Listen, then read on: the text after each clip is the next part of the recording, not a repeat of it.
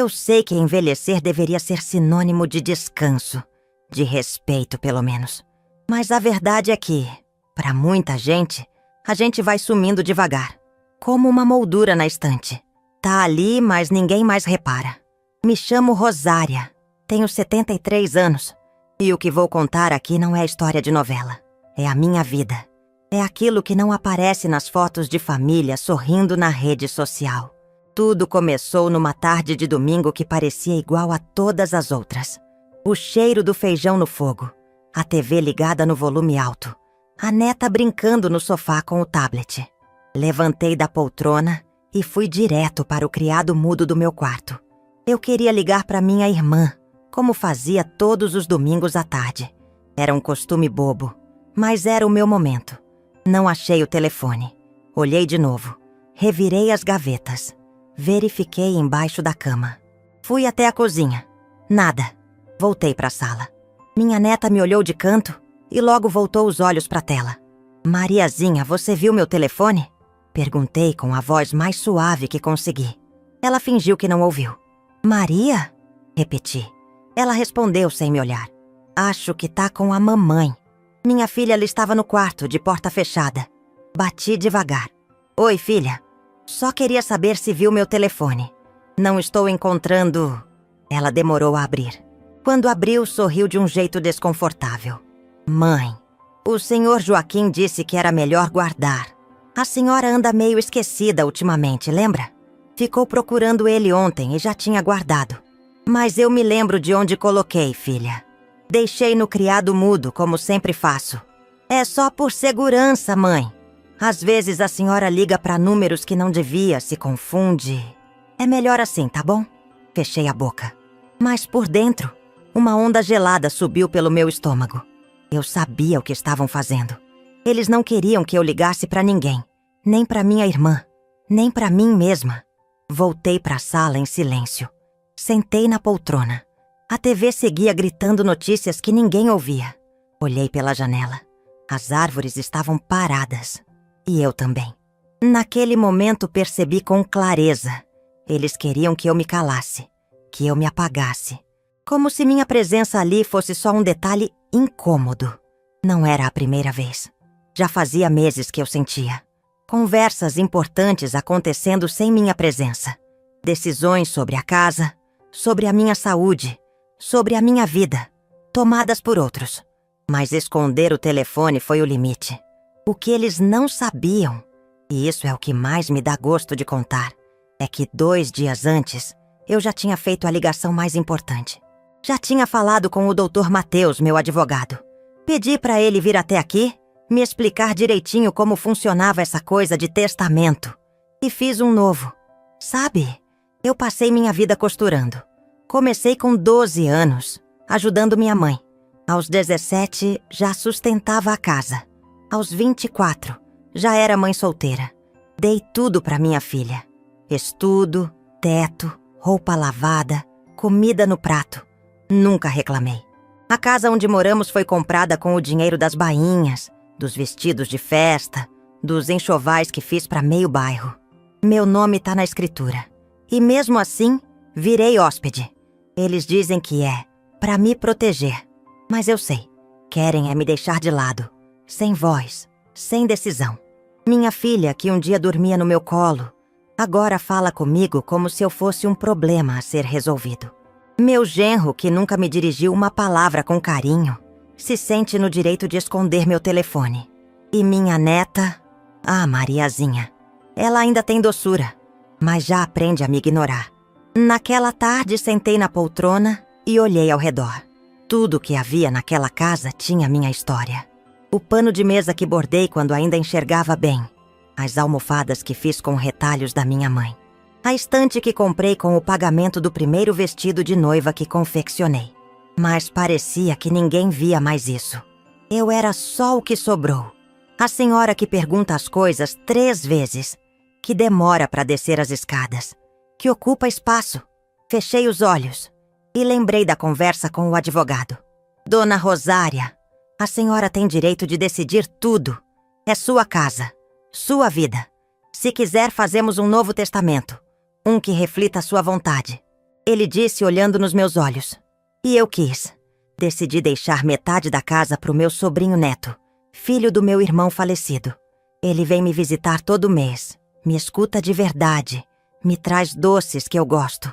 A outra metade vai para um abrigo de mulheres idosas.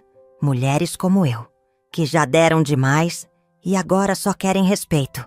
Ainda não contei para ninguém, e nem vou, porque não quero brigar, não quero gritar.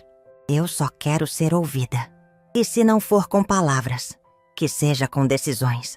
Naquela noite me deitei mais leve, sem telefone, é verdade, mas com a sensação de que, pela primeira vez em muito tempo, fui escutada. Nem que fosse só por mim mesma. A linha que segura uma roupa é quase invisível. Fica por dentro, escondida. Mas se ela arrebenta, tudo desmancha. Foi assim que me senti por anos. Linha esquecida, sustentando por dentro uma estrutura que nunca foi vista, até começar a romper. Não foi do dia pra noite que virei figurante na minha própria soft história. Foi aos poucos. Primeiro, quando deixaram de me perguntar o que eu queria jantar. Depois, quando começaram a fazer planos sem me incluir. E quando percebi, até meu aniversário era lembrado por obrigação, com aquele tom de vamos fazer algo simples para não dizer que esquecemos. Mas nem sempre foi assim. Eu tinha 17 anos quando peguei minha primeira encomenda sozinha. Um vestido azul para o casamento da filha do farmacêutico. Passei noites costurando com as mãos trêmulas, errando ponto, refazendo do zero. Quando a moça experimentou o vestido e sorriu no espelho, eu quase chorei. Dona Rosária, a senhora tem talento de artista, ela disse. Aquilo foi a primeira coisa bonita que ouvi sobre mim fora de casa. Com o dinheiro daquele vestido, comprei um fogão novo para minha mãe. E ali começou minha jornada. Não era fácil. Às vezes, o dedo sangrava de tanto fincar a agulha. Já costurei com febre. Já dormi na máquina. Já recusei convite de festa porque precisava terminar uma barra. Mas eu gostava. Costurar, para mim, era mais do que trabalho. Era jeito de existir. Quando conheci o pai da minha filha, eu achava que a vida ia me abraçar de volta. Ele era bonito, falante, cheio de promessas. Ficamos juntos 3 anos. 3. E então, um dia ele simplesmente saiu para comprar pão. E nunca mais voltou. Nem um bilhete. Minha filha tinha 2 anos. Eu tinha 24. E um coração despedaçado. Mas não deu tempo de chorar. Tinha que trabalhar. Tinha fralda, leite, aluguel. E era só eu. Montei um ateliê improvisado nos fundos da casa. Costurava de dia, embalava minha filha à noite. Teve vez que dormi com ela no colo, os 2 exaustos. Mas a gente sobreviveu. Ela cresceu vendo o quanto eu lutei. Eu sei que viu. Porque, quando era pequena, dizia: mamãe, um dia eu vou trabalhar como você. Eu sorria e pensava: tomara que não precise. A vida foi seguindo. Quando consegui juntar dinheiro suficiente, comprei essa casa. Modesta, mas nossa. Pintei as paredes com as próprias mãos. Escolhi cada móvel com carinho. E fiz questão de colocar o nome dela na matrícula da escola mais próxima, mesmo que fosse mais cara. Queria que ela tivesse o que eu não tive. Mas o tempo muda tudo, inclusive os olhos com que nos olham. Minha filha cresceu, se formou, casou, e quando o primeiro neto nasceu, ela me pediu ajuda. Só por uns meses, mãe, até eu voltar ao trabalho. Os meses viraram anos. Criei a menina enquanto eles construíam a vida. Cuidava, dava banho, levava ao médico. E era feliz com isso. Era minha família, era minha função. Mas a função virou fardo. E quando a menina cresceu, passei a ser tratada como babá com prazo de validade. Não precisa pegar no colo. Ela já sabe comer sozinha. Deixa que eu levo na escola. Aos poucos fui sendo substituída, apagada. E quando já não precisavam de mim, passei a atrapalhar. Começaram os comentários. A senhora precisa descansar. Fica muito no celular. Essas memórias antigas não fazem bem. E os objetos que guardei com tanto carinho começaram a desaparecer. O caderno de medidas das clientes que mantive por 30 anos, um dia sumiu da prateleira. Disseram que caiu no lixo por engano. Os bordados antigos, as fotos da época do ateliê, tudo foi organizado, como disseram. Só não organizaram o principal, minha história. Fingiam que tudo estava bem, mas até as refeições mudaram. Eu que gostava de comer tarde passei a ser chamada cedo para facilitar a rotina. Se eu recusava, comiam sem mim. Um dia cheguei à mesa e os pratos já estavam lavados. Ali eu entendi. Eu não era mais parte da mesa. Era a visita que chegou tarde demais. Nesses momentos eu pensava na minha mãe. Ela dizia: "Filha, um dia vão esquecer o que você fez, mas nunca esqueça quem você é." E eu segurava essa frase como quem segura um bordado delicado entre os dedos. Com cuidado, com dor. Foi nesse tempo que me aproximei mais do meu sobrinho neto. Ele vinha aqui aos domingos, me trazia doces de abóbora e ouvia minhas histórias. Nunca com pressa, nunca fingindo. Ele é filho do meu irmão mais novo que morreu cedo. Eu ajudei a criar aquele menino. E hoje ele é o único que ainda pergunta como estou. De verdade, não por educação. Um dia ele me disse: "Tia Rosa, a senhora tem muita história. Devia escrever num livro." Respondi com um sorriso: "Eles nem me deixam falar. Imagine escrever." Mas a ideia ficou. E então comecei a anotar. Não para fazer livro, mas para não esquecer. Anotei cada gesto, cada silêncio, cada prato deixado de lado, cada ausência no meu aniversário, cada "depois a gente vê." Meu caderno virou um diário de ausência. A ausência que me cercava em cada canto da casa que eu mesma construí. Foi lendo essas anotações que me dei conta. O problema não era eu estar esquecida. Era estar lembrando demais. Lembrando de tudo que fiz, de tudo que cederam. E depois tomaram de volta. Lembrei do dia em que comprei essa poltrona onde agora escrevo. Era dia de pagamento. Eu já estava com dor nas costas. Entrei na loja e pensei: essa aqui vai ser meu trono. Hoje ninguém mais quer ela na sala. Dizem que é velha, que atrapalha sua decoração. Mas eu me sento nela todos os dias. Porque é nela que eu lembro quem fui. E quem ainda sou. A velha costureira. A mulher que sustentou sozinha uma casa. Que criou filha e neta. Que costurou o próprio nome dentro de uma história que agora tentam apagar. Mas sabe o que aprendi, depois de tanto fio rompido? Que a gente também pode costurar silêncio. Pode bordar resistência. Pode alinhavar a própria voz, até que ela vire grito, mesmo que contido. E foi isso que eu comecei a fazer, com agulha de coragem e linha de memória. Não sei exatamente quando decidi que faria diferente, mas sei o momento em que minha coragem deixou de ser silenciosa. Foi quando encontrei meu telefone trancado dentro da gaveta do armário da lavanderia, entre panos velhos e um frasco de veneno para formiga. Eles não esconderam o telefone, esconderam a minha voz. Eu estava sozinha em casa naquela tarde. Minha filha havia saído com a neta para um aniversário, e o genro, como sempre, ficara trancado no quarto dele, de onde saía apenas para as refeições. Peguei um balde para lavar o quintal, e ao abrir o armário, senti o impacto. Lá estava ele, meu aparelho, enrolado num pano, escondido, desligado. Fiquei paralisada por alguns segundos, como se olhasse para algo morto. E, de certa forma, era mesmo. Era a tentativa de enterrar minha autonomia. Sentei no chão da lavanderia, o aparelho na mão. Meu coração não batia rápido, mas batia fundo. Um som pesado, como um martelo batendo dentro do peito. Liguei o aparelho. A bateria ainda tinha um pouco de carga. E ali estavam as ligações que fiz dias antes. Inclusive para o escritório do Dr. Mateus. Eles não sabiam, mas eu já tinha tomado providências. 2 dias antes de esconderem o telefone, fui pessoalmente ao cartório com meu advogado. Assinamos o Novo Testamento ali, diante de 2 testemunhas e de uma calma que me surpreendeu. Rosária da Silva Santos deixa metade do imóvel localizado na rua Pedro Álvares, número 74, ao seu sobrinho neto Rafael da Silva Oliveira.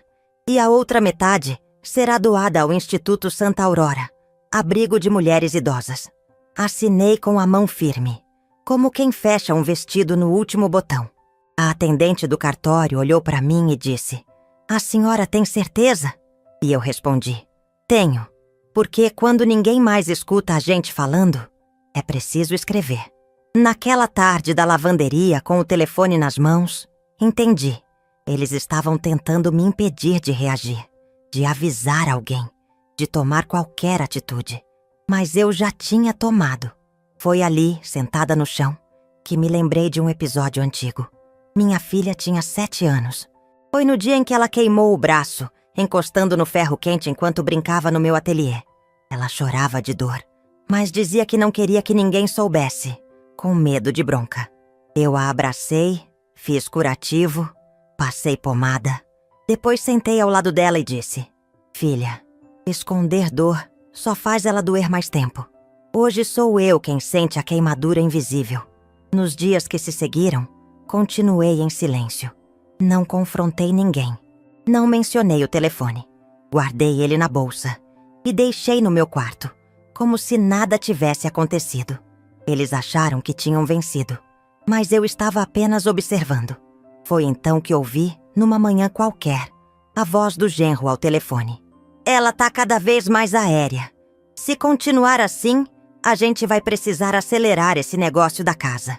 A Maria já tá crescendo, precisa de espaço. Acelerar, negócio da casa." Essas palavras martelaram em mim como se fossem pregos sendo cravados em um caixote. Só que eu não sou caixote, não sou objeto, não sou parte da mobília. Sou a dona da casa. Na mesma semana, eles me levaram ao médico, sem me consultar, sem me perguntar se eu queria. A consulta foi marcada como se eu fosse uma criança. Sentada na sala de espera, ouvi minha filha dizendo à recepcionista: "Minha mãe tem lapsos de memória. Às vezes se perde nos horários, esconde coisas, sabe?" Eu olhei para ela e ela desviou o olhar. O médico me chamou, educado, mas protocolar. Fez perguntas básicas, testes rápidos. No final disse: "Dona Rosária, seus exames estão normais. Há um pouco de cansaço, talvez por estresse. Nada que preocupe." Minha filha forçou um sorriso. Tentou disfarçar a decepção. Na volta para casa fiquei quieta, mas dentro de mim, algo crescia. Não era raiva, era clareza. A certeza de que eu não podia mais depender da boa vontade de ninguém. Naquela noite, tirei os documentos da pasta escondida dentro do armário e revisei tudo.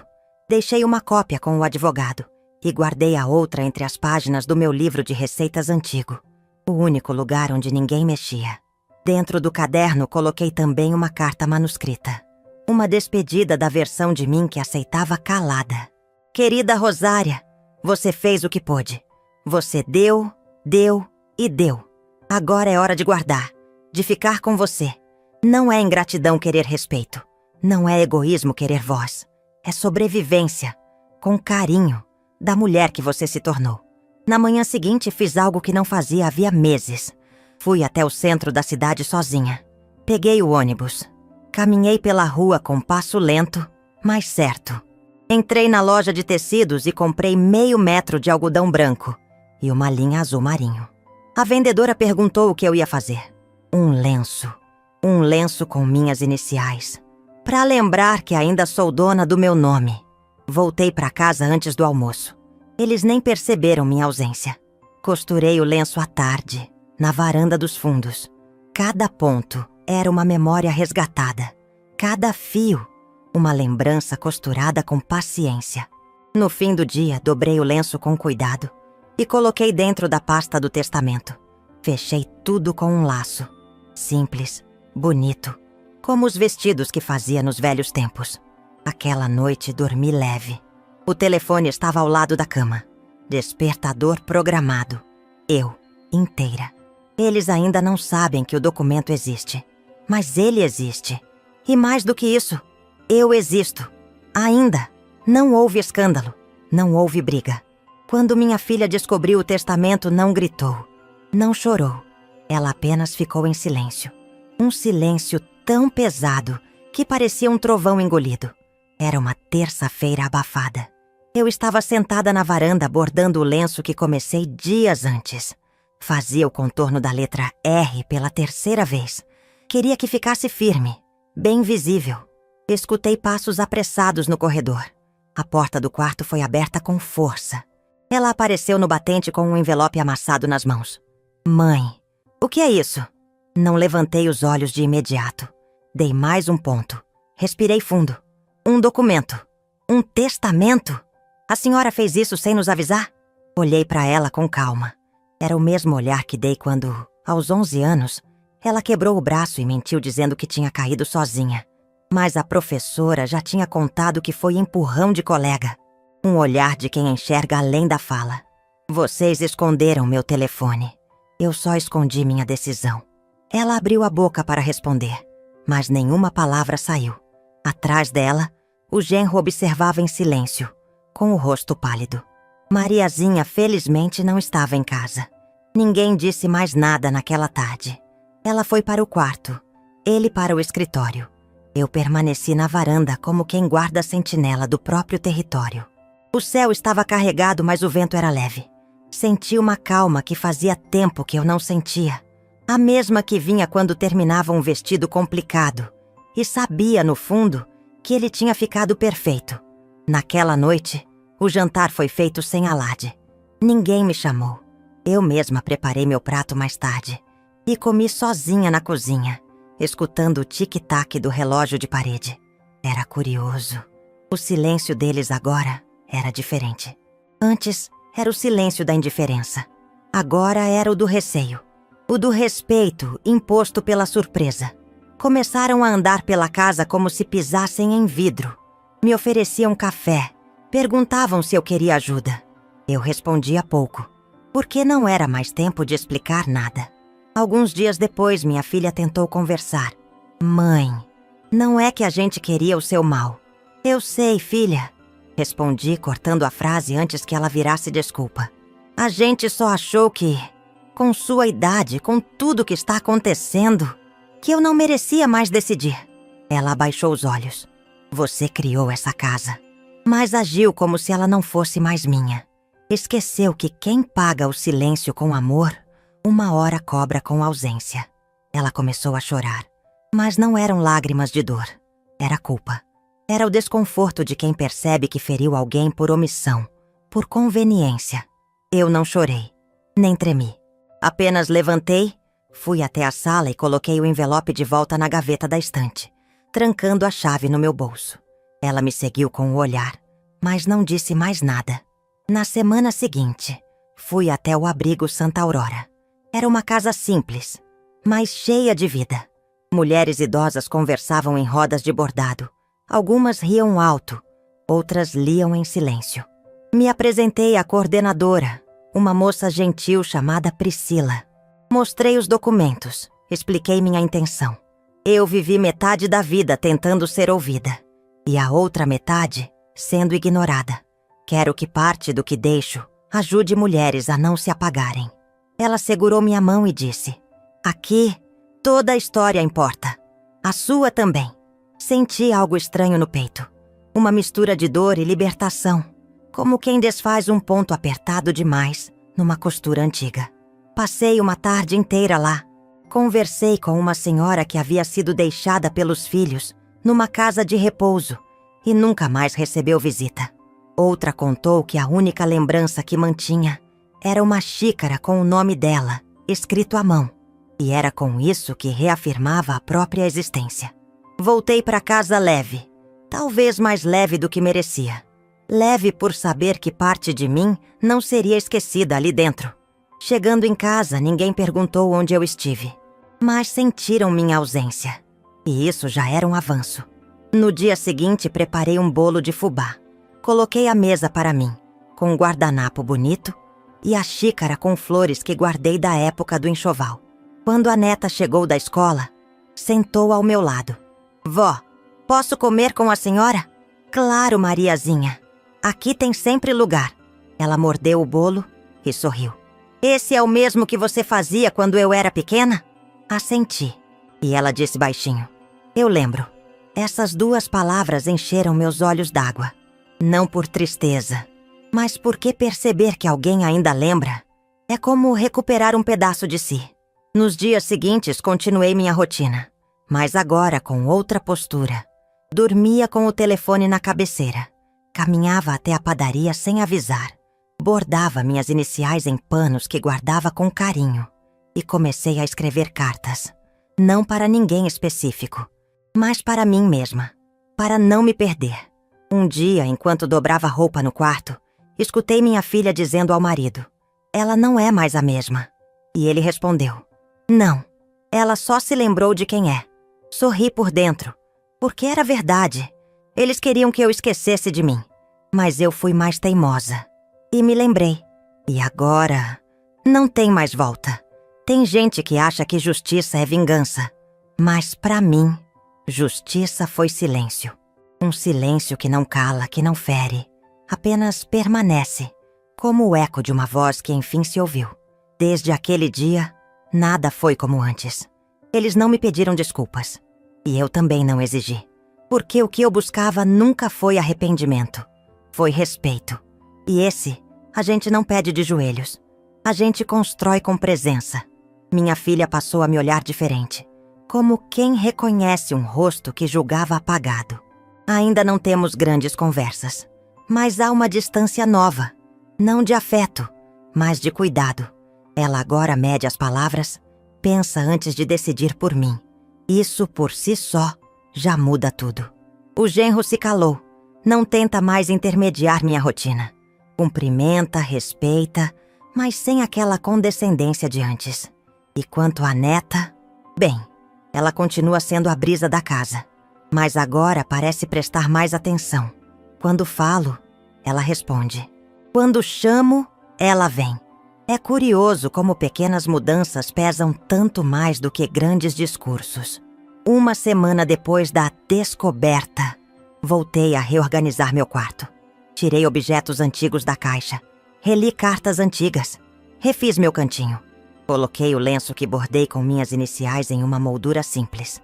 Agora ele fica sobre a cômoda, ao lado de uma fotografia minha com meu irmão, tirada nos anos 70, na porta do ateliê. Olho para aquilo e lembro. Eu fui. Eu sou. Com o testamento resolvido, guardei a última cópia em um envelope vermelho. Escrevi na capa: "Para ser lido com dignidade." Está trancado na gaveta inferior, a mesma onde guardei por anos os moldes das clientes. Agora, o que se molda ali é a minha história. E mais do que isso, meu fim sob os meus termos. E não fiz isso por raiva. Fiz porque estava cansada de não existir dentro daquilo que ajudei a construir. Passei a caminhar toda manhã. Às vezes, sento na pracinha perto do mercadinho e observo o movimento. Vejo outras senhoras ali, algumas com filhos, outras sozinhas. Um dia sentei perto de uma e começamos a conversar. Seu nome era Yolanda. Cabelos brancos bem penteados, voz doce. Contou que mora com o filho, mas que ninguém a ouve. "Parece que virei cenário, Rosária. Tô ali, mas ninguém vê." Entendi cada palavra. "Então comece a falar pra você mesma", respondi. "E se puder, escreva, nem que seja uma linha por dia." Ela sorriu e disse: "Uma linha por dia já é mais do que ouço em casa." Naquela tarde, voltei para casa pensando no que deixamos de dizer, no que nos acostumamos a engolir. E decidi que, mesmo sem plateia, eu falaria. Gravei áudios para mim mesma, textos curtos, lembranças, frases soltas. E comecei a deixá-los salvos num arquivo com o nome. Coisas que ninguém perguntou, mas eu precisava dizer. Era terapêutico. Como desatar nós antigos, um por um. No fim do mês, recebi uma ligação do abrigo Santa Aurora. A coordenadora disse que o documento chegou, que a equipe estava emocionada e que fariam questão de nomear uma sala em minha homenagem. "Sala Rosária da Silva", disse ela, "para mulheres que costuram a própria memória." Fiquei muda por alguns segundos. Eu nem sei se mereço tanto. A senhora deixou uma marca, e marcas não pedem permissão. Elas apenas ficam. Chorei sozinha naquela noite. Não de tristeza, mas de reconhecimento. Pela primeira vez em muito tempo, Senti que algo meu havia ficado no mundo além das paredes dessa casa. E isso é herança. Uma tarde, enquanto regava as plantas na varanda, Mariazinha veio até mim com um caderno nas mãos. Vó, a professora pediu pra gente escrever a história de alguém da família. Posso escrever a sua? Me emocionei, mas não deixei transparecer. Apenas sorri e respondi. Claro que pode, minha filha. Mas promete contar a parte em que eu quase fui esquecida. E depois me lembrei de mim? Ela balançou a cabeça com firmeza.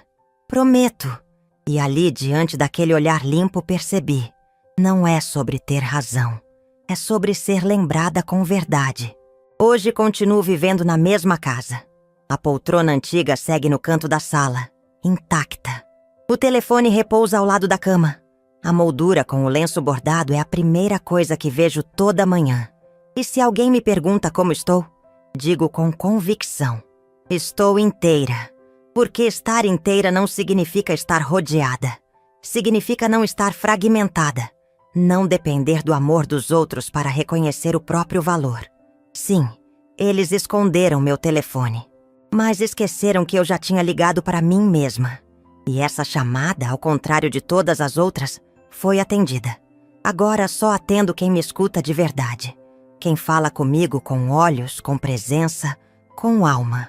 O resto, deixo no silêncio que me libertou. Eles quiseram silenciar minha voz, mas esqueceram que quem costura memórias também aprende a bordar eternidade.